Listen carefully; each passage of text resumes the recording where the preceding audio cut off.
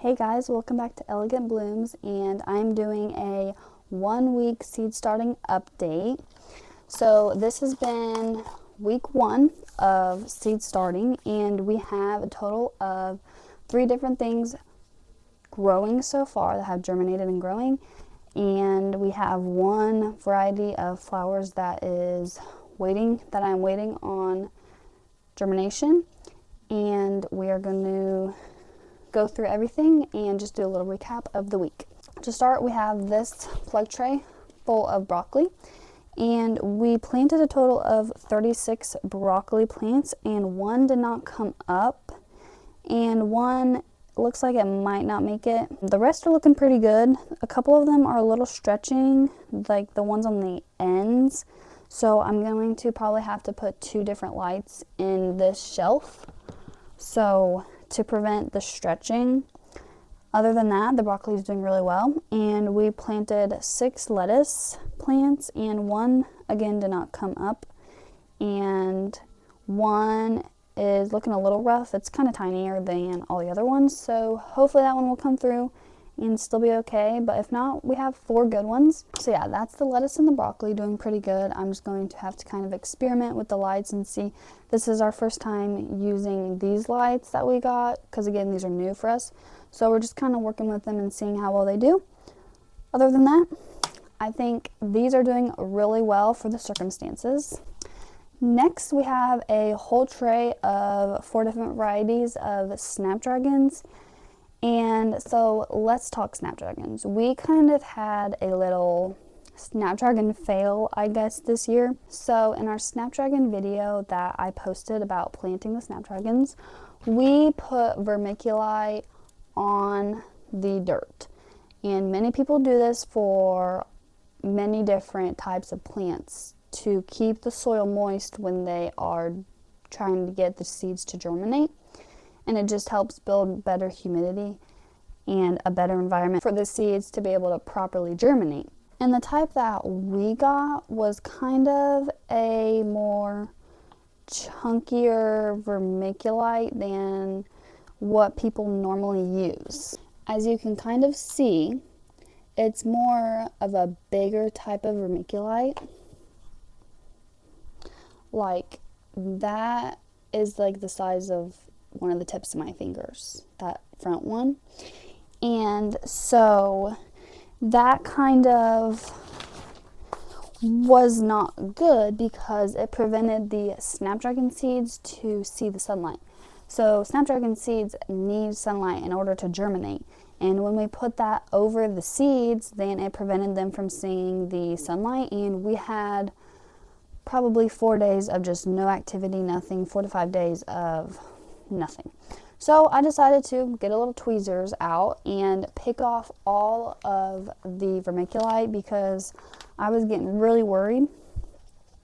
And after I picked off all the vermiculite, I took some more seeds of each variety and just kind of sprinkled them on top of the dirt in case some of those seeds weren't going to pop up because they were covered for so long. So we have some germination in here. Not all of them have germinated, because I think mainly the ones that germinated are the ones that I sprinkled on. We have a spot like right here where there's just a bunch in one little area, a couple over here. So that is kind of our little Snapdragon fail. Kind of made a little mistake with the vermiculite, and I have not had the guts to put this on anything else yet. I know most seeds don't need sunlight to germinate, like they can be covered with dirt, but I'm a little nervous to try this again. I've had recommendations to like crumble it a little more, like put it in a bag and smash it, or just kind of crumble it as I'm putting it on there. And I might try experimenting with it, or I might just save that for a little next year thing to kind of do more research next winter and see. So for now, we have a little splotchy Snapdragon tray growing, which is perfectly fine. Gardening and anything like this is just going to be full of mistakes, and it's never ever going to be perfect, and that is perfectly fine. You can either choose to drown in those mistakes, or you can choose to learn from them, and you can just try to take those mistakes and fix them to the best of your ability. And that is what I did, and we do have some Snapdragons germinating. I'm going to have to really watch and make sure, again, they don't start stretching, which I think they're doing really well with these lights. But again, every plant's different, so that's why we have a little bit of stretching with the broccoli compared to the Snapdragons. It's all just depending on the different type of plants. But for now, these are doing really well. And then lastly, we have this tray that is about 1/4 of Snapdragon, and mostly like the rest of it is Gomphrena that we planted on Sunday. So these Snapdragons came up a lot better than the full tray of Snapdragons. These also had the vermiculite on it. I took the vermiculite off and sprinkled some more, and this had a lot better germination rate than the other one. But again, it just depends on the type of variety of Snapdragons that you have. So many different things can affect germination for many different plants, and so there's always just differences in everything, and it's kind of fun just seeing all the differences. But we did get really good germination rate on this Sunrise Mix variety, and I'm super glad because I was super excited about this variety of Snapdragons. So we're gonna have a lot of those, and I'm super excited. We have about 13 rows planted of Gomphrena in here, of 4 different varieties. And I don't think many people have heard of Gomphrena, but I'm just going to quickly touch on what that is. They are a beautiful bloom that is in the shape of kind of a globe shape, and they are very good for drying arrangements, and they're obviously beautiful in fresh cut bouquets. I kind of call the flowers that can be used for cut flowers, I kind of call them like multi-purpose flowers, I guess, because they can be used for so many different things.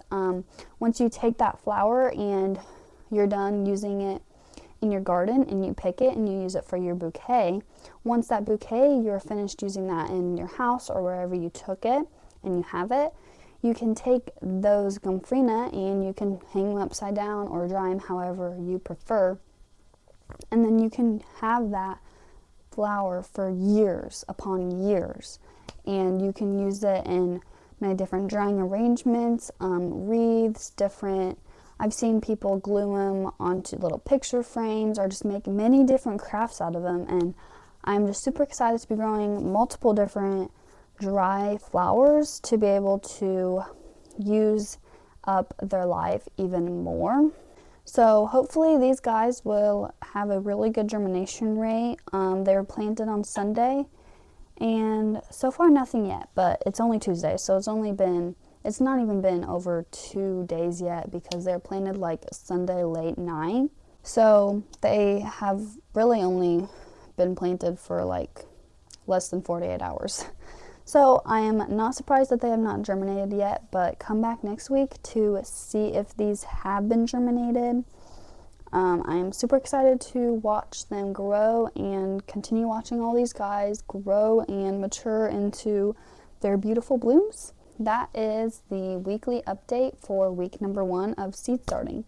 Again, you're going to make mistakes doing whatever you're doing in life, and just remember to face them head on. Do not drown in them, but instead, just to the best of your ability, try to fix them. If you guys have any tips on using vermiculite, please let me know. I think I just probably need to get kind of more of a smaller, grainy vermiculite to use, because right now, these guys are not working really well for us. Thank you guys so much for watching. Please subscribe and like this video to support my channel, and you can also go to our socials. We have an Instagram and we have a TikTok, and go follow us there to see a little more daily content on that.